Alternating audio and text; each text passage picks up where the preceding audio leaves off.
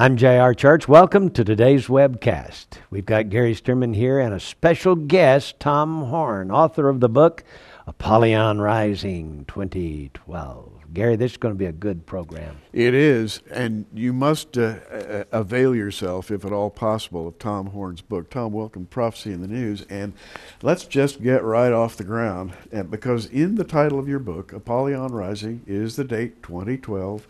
A number of different groups are looking to that date with great anticipation. Who are these groups? What do they believe? Yes, well, this was partly why I wrote this book, was the finding that it wasn't just Mesoamerica, it wasn't just the end of the Mayan calendar. It is, of course, that, but we also found that the Hindus in their Kali Yuga calendar set this date as being significant. Cherokee Indians 200 years ago in the United States prophesied, and interestingly they referred to a giant flying rattlesnake, which is similar to the Mayan Quetzalcoatl feathered serpent. They focused on this. In the Zohar, 700-year-old prophecies from Jewish mystics speculating about when their Messiah might come to the earth, set this for the Jewish calendar year 5773, which begins in the new moon in September of 2012, ending a year later in 2013. So there were so many different prophets.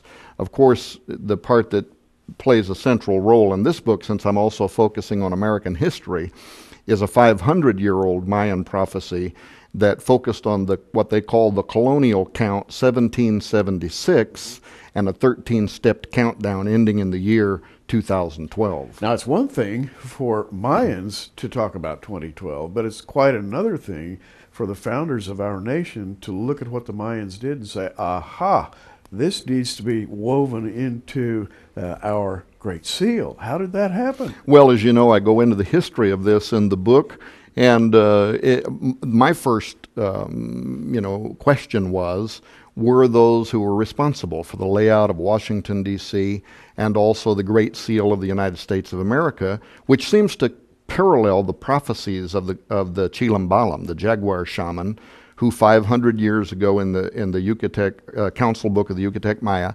had prophesied, tying the year 1776 to a 13-stepped countdown ending in the year 2012, which seems to very much parallel the symbolism that is upon the Great Seal. 1776 in Roman numerals, a 13-stepped uncapped pyramid, over which hangs the eye of Horus Osiris and a prophecy about the return of this god. Seem to almost parallel identically.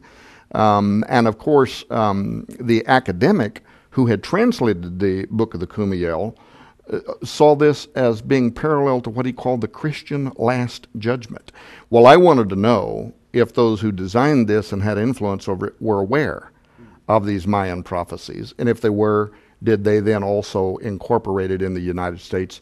And we were able to show in the book that they did. One example is they actually financed a trip in 1854 to Mexico by the official government painter, Constantino Brumidi, who went and made notes of the Aztec calendar stone, came back and actually painted it inside the U.S. Capitol Dome in the frieze of American history. That's amazing. It's all in this book, Apollyon Rising 2012. I want you to get a copy of it from us. You can order it off of the website or call 1-800-475-1111. Call today, will you?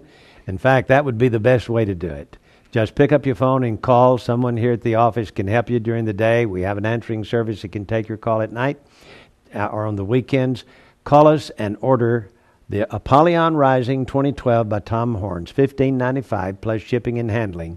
We want you to get this book. It is absolutely fascinating.